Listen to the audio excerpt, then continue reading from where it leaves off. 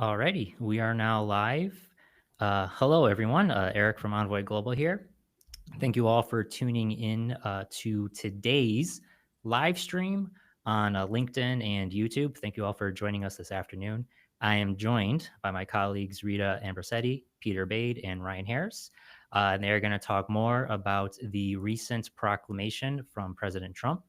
As you may know, over on Friday evening, I should say, the president signed a proclamation restricting H-1B entry, and the proclamation posed a $100,000 fee on H-1B visa petitions for foreign workers outside the U.S.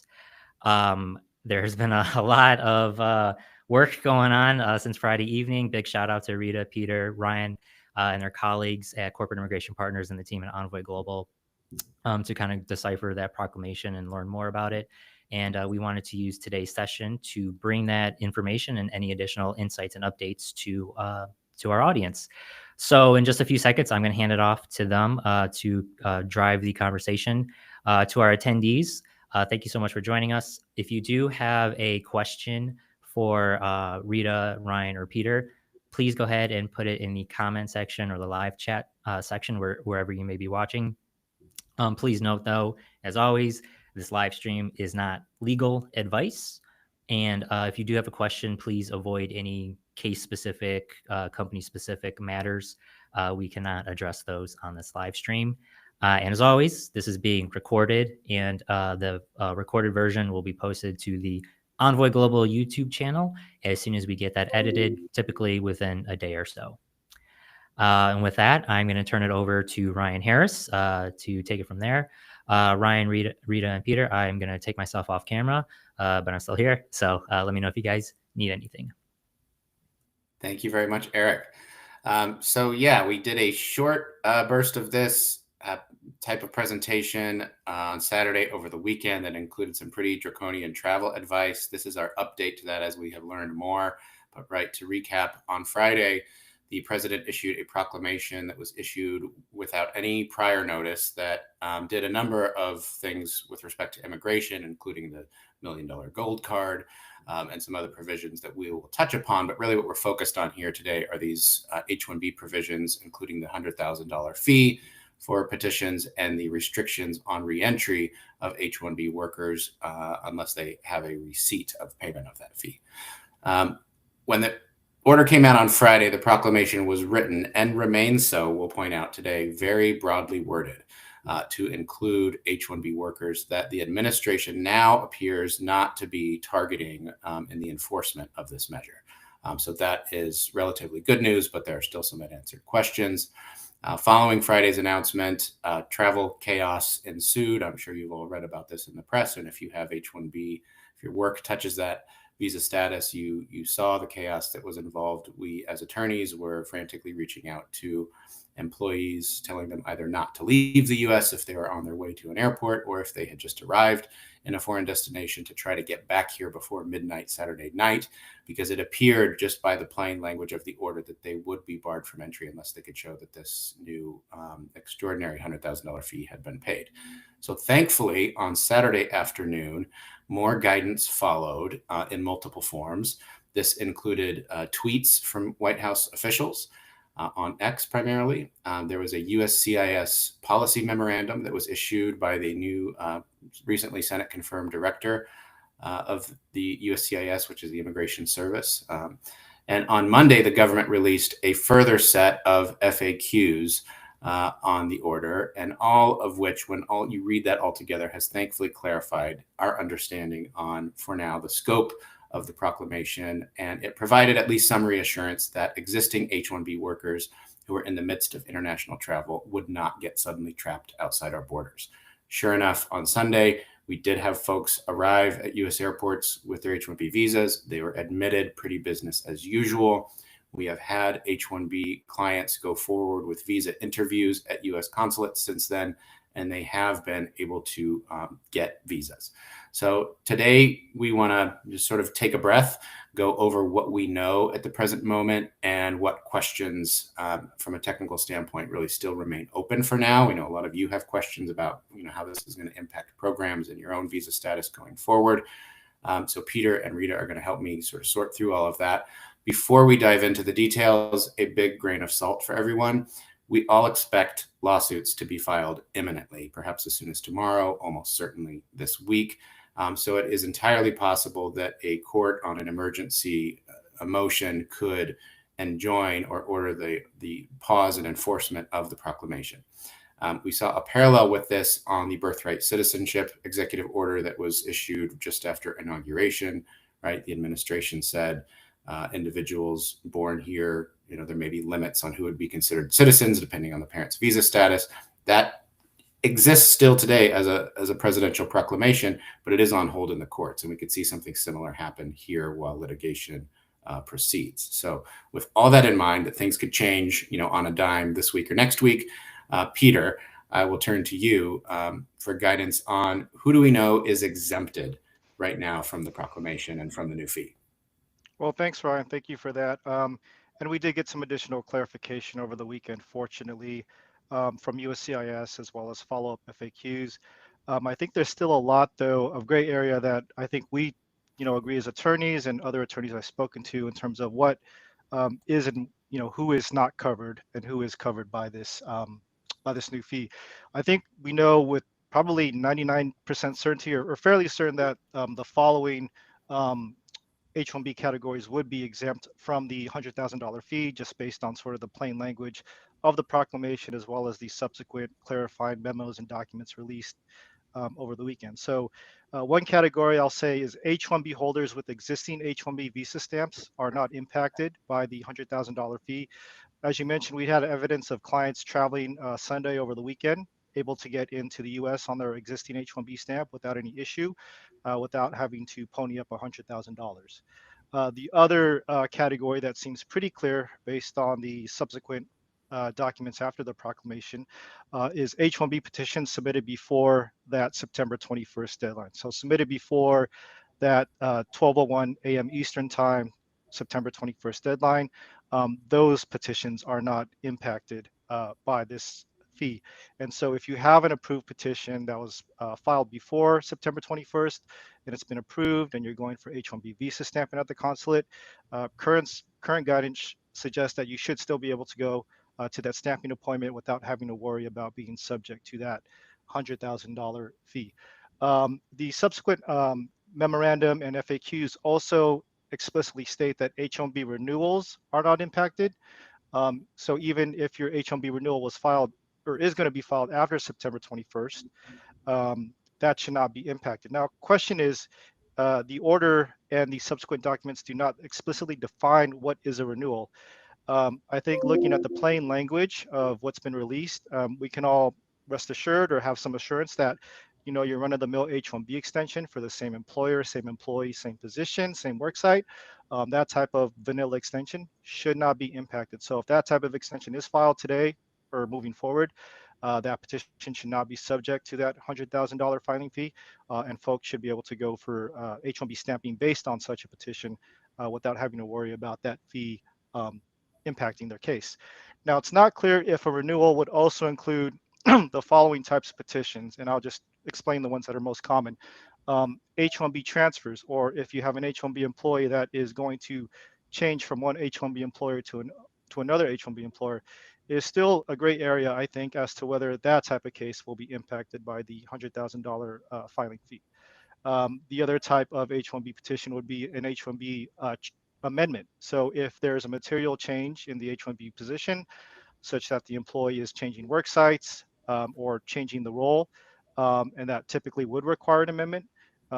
Filing those types of petitions after the 21st potentially could still be subject to that $100,000 filing fee.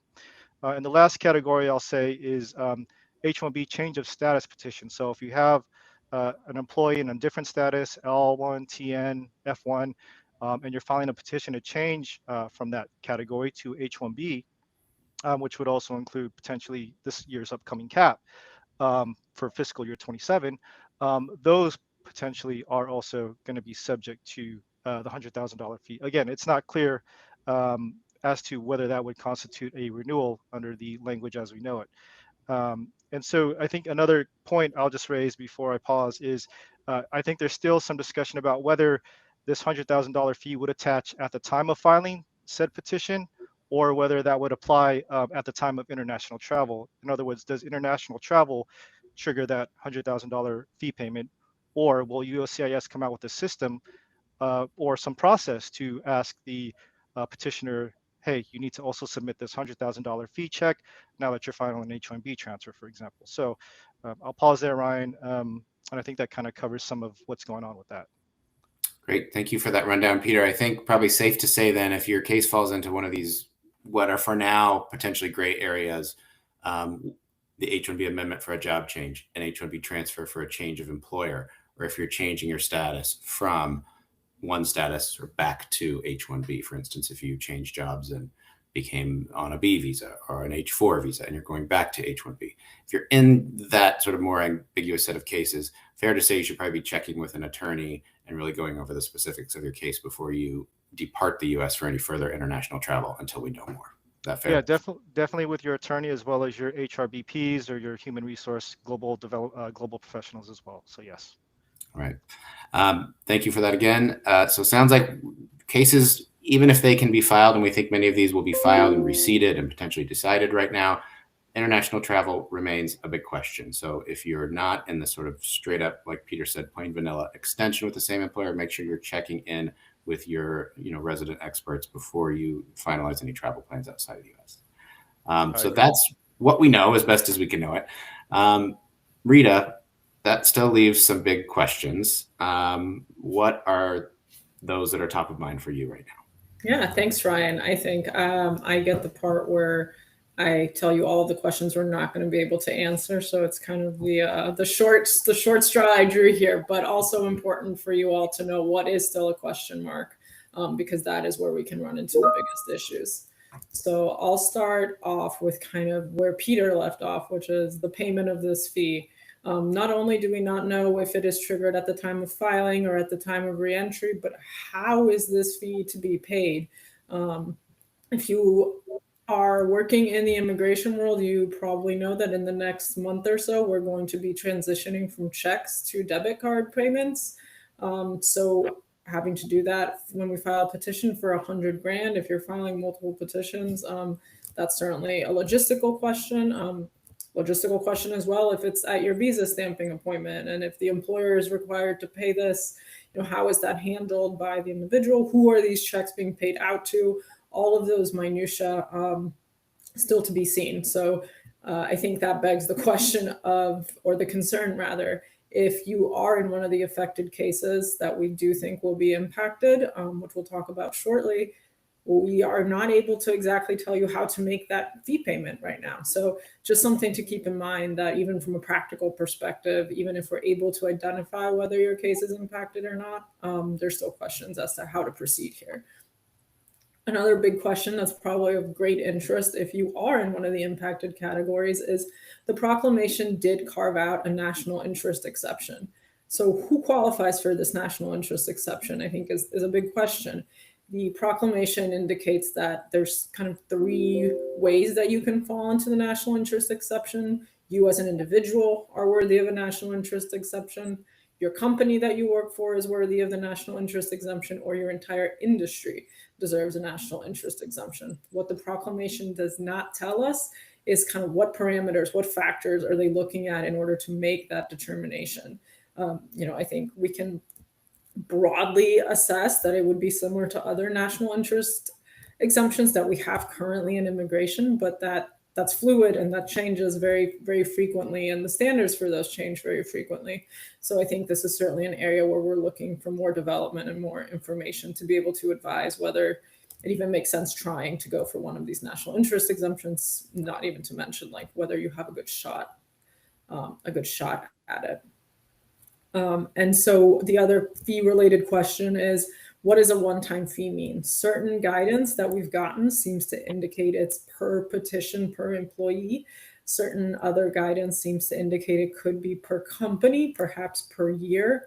Obviously, we'd be looking at 2 very different figures. If you're filing 100 H-1B cases a year, that means you could be looking from, 100,000 to 10 million, if my math is right, which is a pretty big difference, and certainly important to know for purposes of business planning, especially as we approach, budget season and trying to figure out who's going to go in next year's cap lottery, and all of that really fun business stuff that we all have to do. So that is the other question that we're looking for clarification on. Now, Peter also mentioned a few cases that we are pretty sure are not impacted. And I guess this is the one thing that maybe is a little bit more clear in terms of the types of cases we are pretty confident will be impacted. And those are cases that, as immigration attorneys, we're pretty confident should not be classified as renewals. That includes cap cases for next year. I think this is the biggest category that there's pretty much agreement on. This will impact cap cases. The tweet from the press secretary explicitly mentioned that this proclamation was intended to impact the next year's lottery. So especially for those out-of-country cases for next year, probably also the change of status cases, but that maybe still has a few more question marks. We do expect those H-1B petitions to be impacted by this fee and require this $100,000 filing fee. And the other category are other change of statuses for individuals who did not previously hold H-1B. So along with cap cases, that could be from cap exempt entities. So universities who are hiring, professors who've been on F1s, J1s with waivers, whatever it might be, who are able to file change of statuses this time of year. For individuals who did not previously hold an H-1B, that's pretty confidently not an H-1B renewal. Seems like it should be subject to this fee. So I think as we have filed cases in the past few days and cases filed on Friday, we're looking to use that data to be able to kind of identify if our theories are correct, and based on what we see in terms of receipts. So I think that's one trigger. If cases are receipted, we can kind of feel like, okay, maybe the fee wasn't required with the petition, but there could always be an RFE. And so I think we're all looking to the next few weeks of case processing to help us understand and answer these questions a little bit better, to be able to provide some clearer guidance. Thanks for that, Rita. Yeah, I did observe an exchange with a reporter and administration official in the last couple of days where, for instance, healthcare workers at hospitals were asked about as one of these nonprofit cap exempt employers, and whether or not they were going to be wrapped up into the proclamation. And the response was, well, they can potentially apply for one of these national interest waivers. Again, we don't know how to apply for the national interest waiver yet. We don't know what we're supposed to say to get one or what we need to show in terms of the evidence to get one. So the administration is perhaps recognizing in that vein that they've cast a pretty wide net that they may need to pull back. Exactly how that proceeds sort of remains to be seen for now. So Rita and Peter, with that rundown, how are your clients reacting so far? I can just start it off. They're trying to figure out, they're scrambling and trying to figure out what to do. I'll give you an example, real life example. I had a client today. We were prepared to file an H-1B transfer. They are holding off on that H-1B transfer right now just because they are not sure if they're going to be subject to that $100,000 fee. And so they need to talk to their stakeholders to see, if they are subject to that. Is that something they want to pay? Is that something that this particular candidate is worthy of the company doing? And so they are having serious conversations about transfers and looking at those offers they extended and potentially maybe even reneging such offers. So that's one real world example. Another example, I had a call with a client today who's budgeting, as Rita mentioned, for H-1B cap season. And we are anticipating that this fee would impact this coming cap season. And so trying to figure out, is this something we can do? Is this something our company can afford? Would it make more sense if we were to just park these foreign nationals offshore, Canada, Mexico, Europe? Is that a better, maybe cheaper, easier option for them? So these are the types of conversations I'm hearing that I'm engaging in. And I'm pretty sure a lot of folks in our audience, HR professionals, employees, are having these similar conversations as well. Thanks for that, Peter. And again, it's entirely possible on the H-1B transfer petition question that these are considered renewals, that the administration would thus exempt from the fee. Again, we're still waiting on further word on that. Certainly test cases have been filed this week, and so we'll get further clarity as USCIS receipts and acts on those cases.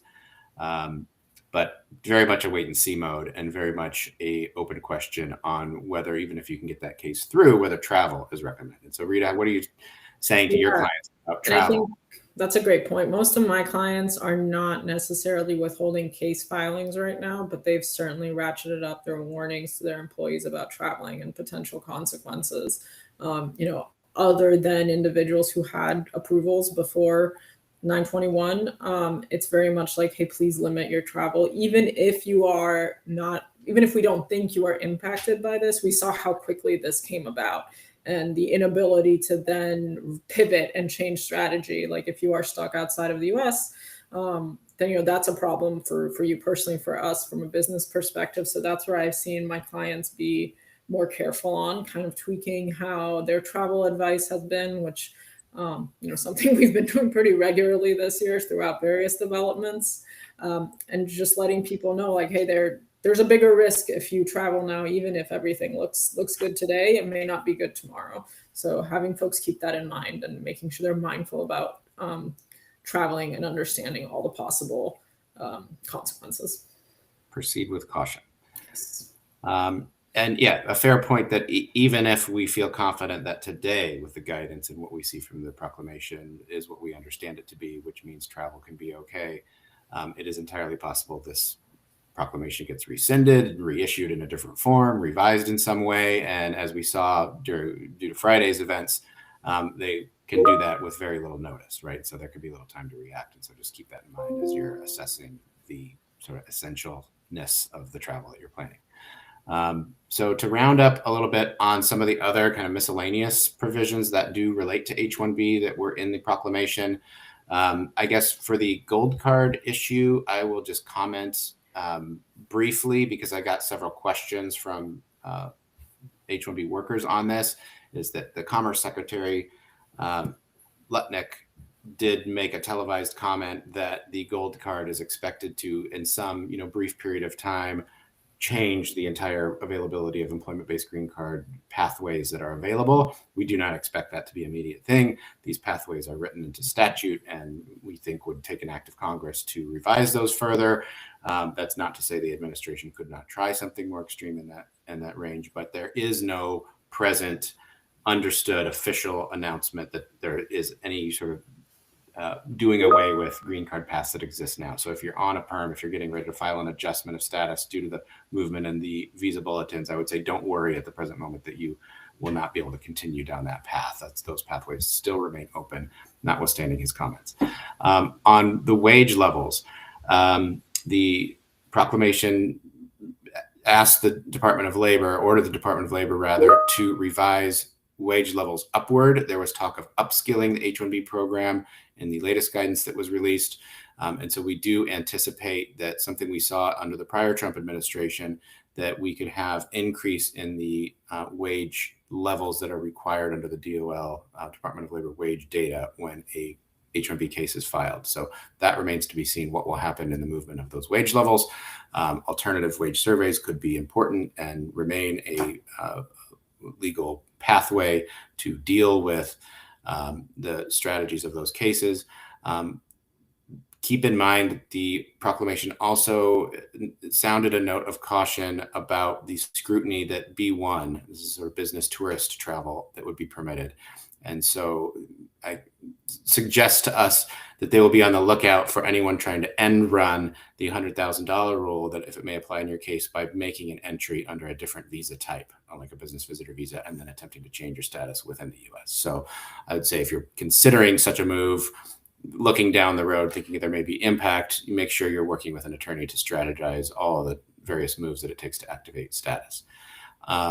Finally, I'll head upon the explanation in the proclamation about weighting of higher wages in the H-1B lottery. And instead of making this more of a random roll of the dice type of selection, that higher wages would have additional chances to be selected in the cap. Well, in line with that, today, the administration did release a proposed regulation. Public comments can start going in on that regulation, I believe, as of tomorrow, with a 30-day period of window for those comments to be submitted. It does appear that the administration is at least targeting the 2026 cap lottery for this idea that you would weight the averages. I think remains to be seen whether courts will get involved, whether the regulatory process will play out that quickly, and whether the technical engineering can take place in order to update the government's portal. But we could be dealing with something on the pretty drastic difference on the lottery as early as this coming spring. More to be seen on that. We're all analyzing the order as it was just released this morning, and so we'll have more information on that. I'd say we will have another webinar separate from this today on the notes of increased enforcement and the Project Firewall announcement out from the Department of Labor that there could be increased investigations of employers' compliance with the H-1B rules. So definitely much more to come from us on that. So I know that was a lot to cover. Eric, just checking in with you to see if we had any live questions come in, or if we want to allow for that. Hey, Ryan. Yes, we have had a lot of questions coming in. Great. Do you all have a preference on how we go about addressing these questions? Do you want me to read them out loud? I've been pasting some of them in the streaming platforms chat. So down for whatever's easiest for the three of you to address. All right. Okay. I think, yep, I've got them here. So let me. All right.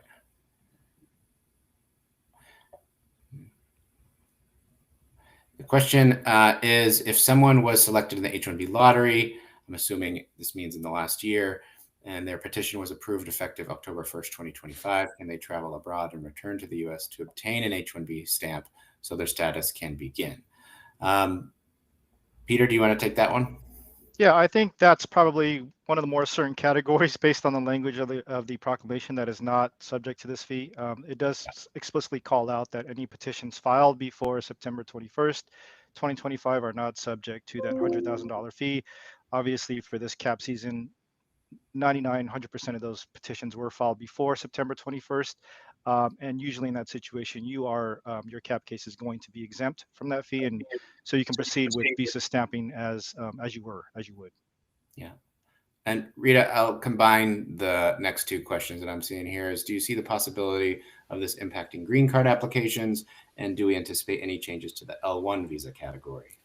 Yeah, I mean, I think nothing in this proclamation other than, the gold card illusions that Ryan mentioned directly address green cards and L1s. But I think if we're looking at trends since January, we've seen TPS be attacked. We've seen limitations on F1s and had more scrutiny on those. Now we're seeing it on H-1Bs. I have no reason to think that there would not be something more explicit on L1s down the line. We have already seen increased scrutiny at certain consulates for the blanket L1s. So I think it's definitely possible. There's nothing concrete at this point, though, that makes us change anything about how we do the L1s, except maybe strategically filing one place or another. But yeah, certainly I think any kind of employment authorization or other immigration status is a potential next victim for action or limitation. Yeah, and again, just hitting on the lack of notice in the current order, that oftentimes when there's a big change or a change this big coming, there will be some signaling and some rumors, at least, or some chatter that we will get wind of. And I think what you've seen in Friday's proclamation is basically nobody was ready for this and no one had ever heard of it before.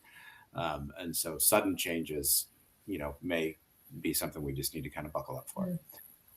Next question up is that our biggest question is if we have current employees that are on F1, right? They weren't chosen in the lottery next year. We want to make an attempt for them in the coming year for the 2026 lottery. Will that $100,000 apply to us? Right now, it looks like it possibly will for those employees who are outside of the U.S. Now, this is complex and hard to follow because even for those who are inside the U.S., those F1 employees, maybe who haven't left and we're filing a change of status petition, maybe that petition gets approved. But under the way we read the order today, international travel could potentially subject them to a reentry ban. So again, even if we can proceed to file, we still need to treat travel as a really separate question with this and really be working with your legal counsel to make sure that you've looked at the specifics of any individual case before you clear that travel. Another question, what strategies would you recommend for a business to effectively communicate this to current F1 students who may have concerns, particularly those who could be included in the next H-1B lottery, in order to provide clarity and reassurance. I'd say for now, because we do have a little bit of time on this, and Rita, Peter, feel free to jump in on this. I think present day, and this might change next week, is let's wait and see what further guidance is offered and how they bake this into the rules for the new lottery. Anything else you'd add to that? No, I agree with. Yeah, I agree with that. I mean, maybe disseminating this recording of this town hall to your employee population, or speaking with your legal counsel to see if there's any town halls that you want to do with them to engage them to sort of put some people at ease if that's possible in this moment. So yeah. There's a question about whether or not there would be exemptions for particular classes, types of workers, for nursing, physicians, healthcare. Rita, I think that goes to the exceptions that you discussed. Maybe. Yeah. I think maybe those are technically professions instead of industry or company, but I don't think that precise language is really the name of the game here. So I think that's certainly a possibility. Yeah. Next question is how the weighted lottery rulemaking relates to the proclamation, and if it's a good question to ask whether if the proclamation is struck down soon, right, will that take down the rulemaking? Not necessarily.